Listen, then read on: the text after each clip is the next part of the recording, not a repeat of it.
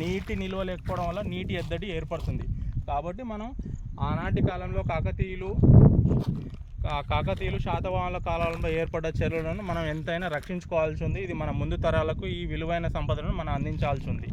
Friends, మనకు కొంతమేరకు ఇక్కడ ఉన్న ఊరి పెద్దలు కానీ ఊరి రైతుల ఆధ్వర్యంలో కొంతమేరకు ఊళ్ళో కరువు పని అంటాం మనం, 100 రోజుల పని, ఆ పని ఆధ్వర్యంలో చేయడం వల్ల ఇక్కడ చూడండి మనకు చెరువు ఎంత లోతుందో ఈ విధమైన లోతు చేసుకొని అట్లా మనకు చెరువు కట్టగా అవుపిస్తుంది.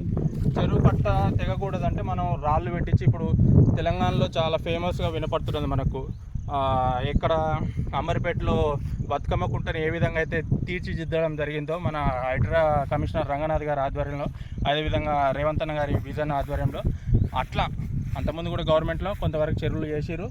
ఈ విధంగా రాళ్ళు తెచ్చి మనం నీళ్ళను మంచి నిలకడగా ఉంచుకొని నింపుకొని ఉండడం వల్ల మనకు చెరువులు బాగా ఉండడం జరుగుతుంది.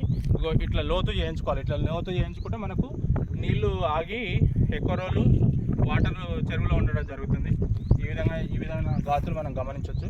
ఇది మొత్తం చెరువు మొత్తం చేయించుకుంటే మనకు వాటర్ నిల్వ ఉండడం వల్ల ఊరికి ఎంతో లబ్ధి జరుగుతుంది. భూమిలో నీటి శాతం పెరిగి మనకు ఎక్కువ కాలం నీటి వనరులు లబ్ధి చేయడం జరుగుతుంది.